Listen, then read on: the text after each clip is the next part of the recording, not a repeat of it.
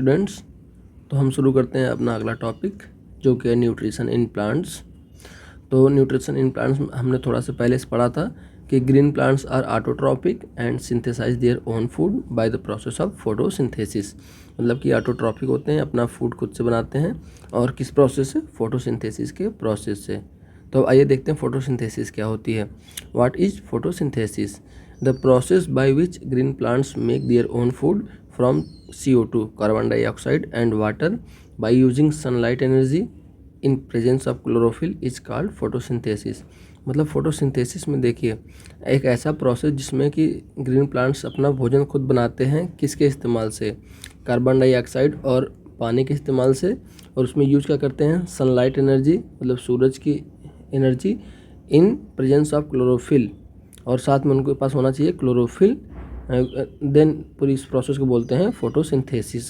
अब देखते हैं क्वेश्चन आता है कि फोटोसिंथेसिस होता कहाँ पे है। Photosynthesis takes place in green leaves of a plant. ये होता है पौधों की हरी पत्तियों में। अब इसका केमिकल रिएक्शन जो हम लिखते हैं वो कैसे लिखते हैं? अभी हमने बात की थी कि make their own food from CO2। तो यहाँ पर हमने ले लिया CO2 मतलब कार्बन डाइऑक्साइड, एंड वाटर हमने ले लिया यहाँ पे वाटर, यूजिंग सनलाइट एनर्जी यहाँ पे हमने ले ली light energy, in presence of chlorophyll, ये हो गया हमारा क्लोरोफिल। एंड जो फूड बनता है वो क्या होता है? वो होता है आपका ग्लूकोज। सबसे सिंपल फूड होता है ग्लूकोज, और साथ में रिलीज होती है ऑक्सीजन। ये ऑक्सीजन इन्वायरमेंट में चली जाती है जिसको हम सांस के द्वारा अपने अंदर लेते हैं। ठीक है, अब हम समझते हैं फोटोसिंथेसिस को। Understanding photosynthesis. तो हमको क्या क्या चाहिए? सबसे पहले हमने क्या पढ़ा था? हमको चाहिए कार्बन डाइऑक्साइड, ये आपका कार्बन डाइऑक्साइड। हमको साथ में चाहिए वाटर, हमको चाहिए सनलाइट एनर्जी, और हमको चाहिए क्लोरोफिल। अब ये चारों चीज़ें हमको मिलती कहाँ से? ये देख लेते हैं।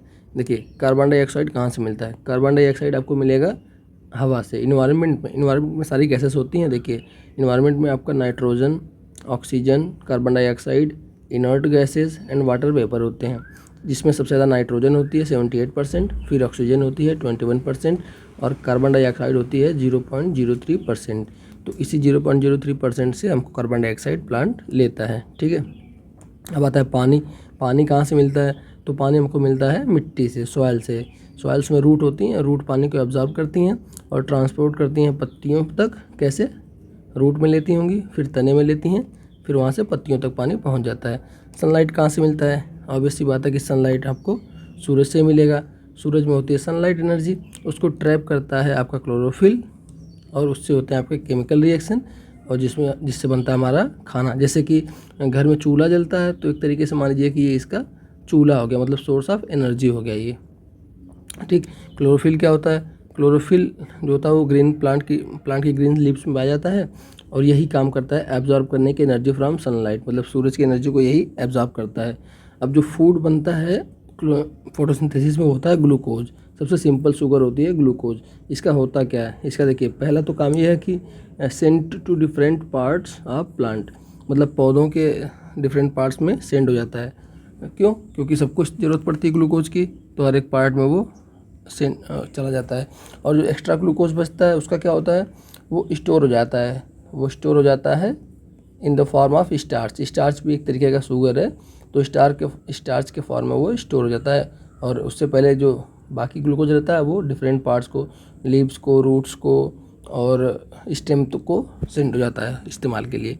ठीक है, फिर देखते हैं glucose and starch are known as carbohydrates. मतलब इस ग्लूकोज को और स्टार्च को कार्बोहाइड्रेट्स बोलते हैं। फूड का टाइप है ये कार्बोहाइड्रेट्स, जिसको हम आगे पढ़ेंगे।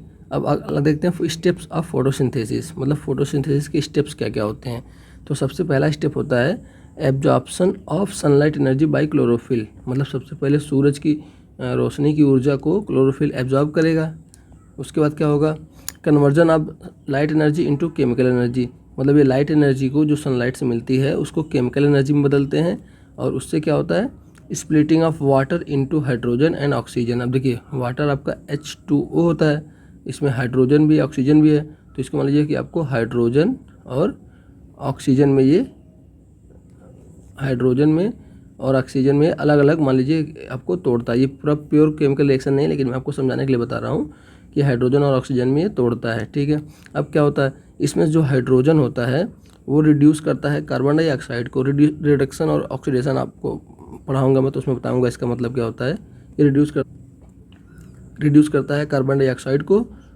उससे क्या बनता है, उससे बनता है आपका कार्बोहाइड्रेट। ठीक है, देखिए कार्बोहाइड्रेट जो आपका ग्लूकोज का फॉर्मूला होता है C6H12O6, उसमें देखिए उसमें कार्बन तो आपका कार्बन डाइऑक्साइड से मिल जाता है, जो हाइड्रोजन आपका मिलता है वो मिलता है इस पानी वाले हाइड्रोजन से। ठीक है, अब देखिए फिर आता है अगला क्वेश्चन हमारे पास, कंडीशंस नेसेसरी फॉर फोटोसिंथेसिस, मतलब ऐसी कौन सी कंडीशंस हैं जो ज़रूरी हैं फोटोसिंथेसिस के होने के लिए। तो इसमें सबसे पहले आती है आपकी सनलाइट, हमने पढ़ा ही था। सनलाइट नहीं रहेगी तो एनर्जी नहीं मिलेगी, एनर्जी नहीं मिलेगी तो वाटर टूटेगा नहीं, वाटर टूटेगा नहीं तो हाइड्रोजन नहीं मिलेगा, हाइड्रोजन नहीं मिलेगा तो CO2 को रिड्यूस नहीं करेगा, CO2 को रिड्यूस नहीं करेगा तो आपका ग्लूकोज नहीं बनेगा। तो सबसे ज़रूरी आपका हो गया सनलाइट। दूसरा आपका क्लोरोफिल है। क्लोरोफिल क्यों ज़रूरी है, क्योंकि क्लोरोफिल नहीं रहेगा तो एनर्जी को ट्रैप नहीं कर पाएंगे, एनर्जी को ट्रैप नहीं कर पाएंगे तो फिर सीधी सी बात है एनर्जी नहीं मिलेगी, तो एनर्जी नहीं मिलेगी तो फिर से वही बात है कि H2O ब्रेक डाउन नहीं होगा, फिर हाइड्रोजन नहीं मिलेगा, फिर ग्लूकोज नहीं बनेगा आपका। फिर आपका आता है CO2। ऑब्वियस बात है कि फूड बनने के सबसे पहले प्रोसेस में CO2 का इस्तेमाल होता था, उसमें CO2 + H2O, तब जाके आपका ग्लूकोज बनता था। तो अगर CO2 ही नहीं होगा तो फूड बनेगा नहीं, ग्लूकोज बनेगा नहीं। और वाटर भी ज़रूरी है, क्यों, क्योंकि इससे मिलता था आपको हाइड्रोजन। तो ये चारों चीज़ें बहुत ज़रूरी है। ठीक है, अब देख लेते हैं फिर से रिएक्शन। आपका 6 मॉलिक्यूल्स ऑफ CO2 मतलब कार्बन डाइऑक्साइड हो गया, प्लस 6 मॉलिक्यूल्स ऑफ वाटर, साथ में लाइट एनर्जी, क्लोरोफिल के अंदर आपका बन गया ग्लूकोज, और साथ में निकल गई आपकी ऑक्सीजन जो कि एयर में ली जाती है, जिसको हम ह्यूमंस ले लेते हैं। ठीक है, अब आते हैं इसको समझने के लिए experiment to show that sunlight, chlorophyll and CO2 are necessary for photosynthesis. मतलब साइंटिस्ट ने कुछ ऐसे एक्सपेरिमेंट किए हैं जो ये बताता है कि ये सब चीज़ें ज़रूरी हैं फोटोसिंथेसिस के लिए। ठीक है, किस फैक्ट पे ये बातें होती हैं, ये बातें होती हैं कि अभी हमने बात की थी कि green leaves make starch as food, मतलब जो पत्ते बनाते हैं भोजन उसमें स्टार्च होता है। दो हुआ था, ग्लूकोज था, तो ग्लूकोज तो यूज करते थे सभी प्लांट के पार्ट, और जो बचता था एक्स्ट्रा ग्लूकोज उसको स्टार्च के फॉर्म में स्टोर करते थे। तो ये हमको पता है। और स्टार्च की एक प्रॉपर्टी होती है, वो आयोडीन अगर उस पर गिराएंगे तो वो ब्लैक ब्लू कलर का कलर बनाएगा, ब्लैक ब्लू कलर का दिखाएगा, वो रिएक्शन शो करेगा। तो ये हमको पता है पहले से एक्सपेरिमेंट से। ठीक है, तो इस फैक्ट के बेसिस पे हमने एक्सपेरिमेंट किया कि ये सब चीज़ें ज़रूरी हैं कि नहीं फोटोसिंथेसिस के लिए। ठीक है, अब देखिए पत्तियों में तो पहले से स्टार्च प्रेजेंट होगा, तो अगर हम कोई एक्सपेरिमेंट करेंगे वो चीज़ पहले से प्रेजेंट है तब तो एक्सपेरिमेंट हमारा सही नहीं होगा। तो सबसे पहले हम पत्तियों से स्टार्च को हटा देते हैं। कैसे हटाएंगे पत्तियों से स्टार्च को, पौधों को रख देंगे हम अंधेरे में, कब तक, 3 दिन के लिए। तो 3 दिन में क्या होता है कि जितना पहले से फूड उसका बना रहता है वो प्लांट अपना यूज कर लेता है, मतलब सारा स्टार्च अपना वो यूज करके ख़त्म कर देगा 3 दिन में। क्योंकि अंधेरे में रखेंगे तो कोई फोटोसिंथेसिस होगी नहीं, तो कोई नया फूड बनेगा नहीं, तो जो पुराना स्टार्च स्टोर है वो 3 दिन में ख़त्म हो जाएगा। अब क्या हो जाएगा, अब पत्तियां हो गई हैं आपकी डी स्टार्च, मतलब पत्तियों में अब कोई स्टार्च बचा नहीं है। तब कोई भी एक्सपेरिमेंट करेंगे तो अगर कोई भी नया स्टार्च बनेगा तो उस पर अगर हम आयोडीन गिराएंगे तो फिर वो ब्लैक कलर का सोल्यूशन मतलब कलर देगा, वो इसी के लिए हम पत्तियों से स्टार्च को हटा देते हैं। अब हम एक एक करके सारे एक्सपेरिमेंट को पढ़ेंगे। सबसे पहला एक्सपेरिमेंट पढ़ेंगे हम सनलाइट की नेसेसरी को जानने के लिए, और ऐसे ऐसे करके तीनों एक्सपेरिमेंट पढ़ेंगे। वो सब हम पढ़ेंगे नेक्स्ट वीडियो में। तब तक के लिए थैंक यू।